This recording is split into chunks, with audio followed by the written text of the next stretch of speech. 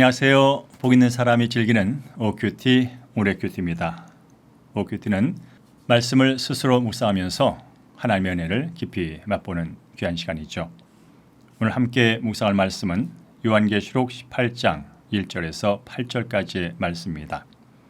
함께 본문을 먼저 읽습니다. 이 일 후에 다른 천사가 하늘에서 내려오는 것을 보니 큰 권세를 가졌는데 그의 영광으로 땅이 환하여지더라.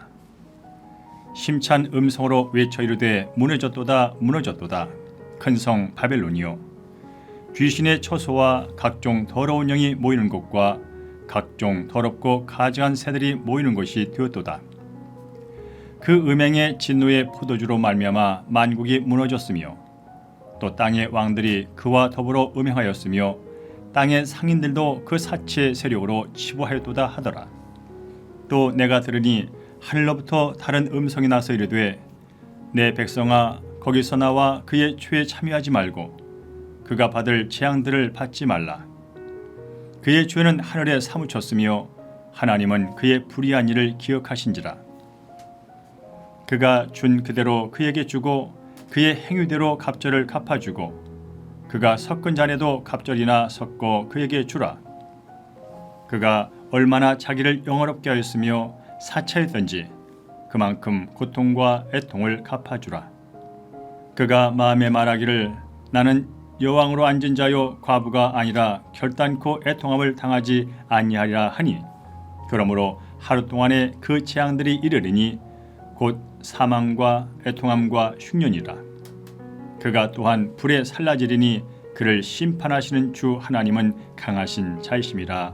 아멘. 네, 오늘 본문의 말씀 내용을 먼저 간략하게 요약해 봅니다. 요한은 하늘에서 내려온 다른 천사가 바벨론의 무너짐을 선언하는 모습을 보지요.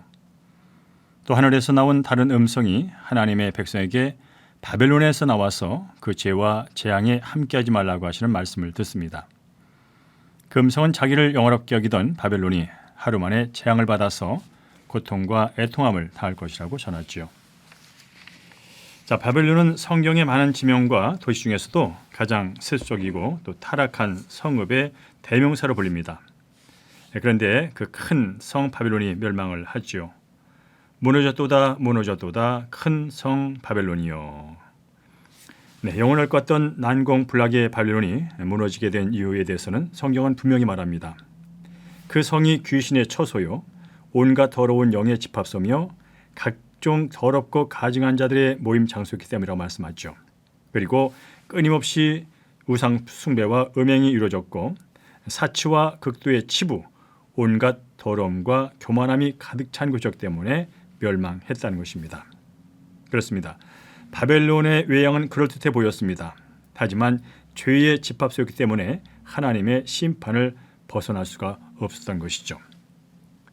따라서 우리들 역시 날마다 영적으로 깨어서 성경으로 하나님의 말씀을 듣지 않으면 우리 역시 세상의 권세와 사치에 사로잡혀서 바벨론 같은 바벨론을 섬기며 살 수밖에 없습니다. 교만한 세상 영화에 쉽게 끌려가는 나를 잘 아시기에 주님께서는 오늘도 말씀으로 우리를 붙잡아 주시고 세워 주신 줄로 믿습니다. 네, 4절과 5절을 계속 볼 텐데요. 요한은 하늘로부터 다른 음성이 들렸다고 4절에 말씀합니다. 세상 사람들은 땅의 소리에 귀를 기울이며 살아갑니다. 그러나 성도는 하늘의 소리에 귀를 기울이는 줄 믿습니다. 내 백성화하라고 하나님께서 4절에 부르시는 장면이 나오죠. 재앙으로 곧 멸망할 죄악의 장소에서 나오라는 말씀입니다. 인간은 전적으로 타락한 존재라 하나님이 불러주신 거룩한 자리로부터 늘 벗어나려 하죠. 하지만 그러면서도 하나님을 떠난 죄악의 자리에서는 떠날 줄을 모릅니다. 나오라고 여러 번 경고하며 기다리시다가 도저히 안 되겠다 싶을 때 주님이 그 자치를 치우시죠. 하지만 세상 사람들이 멸망으로 여기는 이 사건도 하나님의 백성에게는 하나님이 직접 손을 들어서 죄의 자리에서 탈출하게 하는 출애굽의 사건이 된 줄로 믿습니다.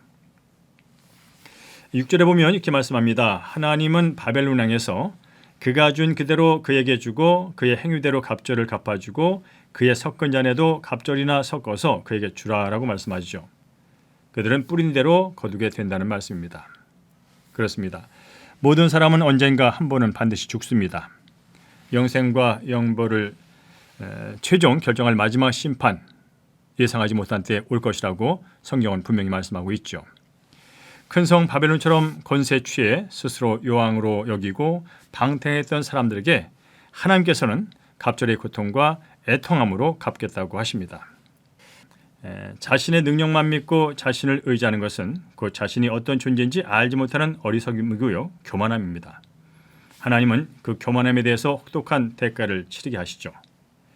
우리는 항상 나 자신의 모습을 점검해야 합니다. 혹시 교만한 마음과 생각을 가지고 있다면 우리는 날마다 겸손하게 회개하는 자세로 나가야 되는 것이죠.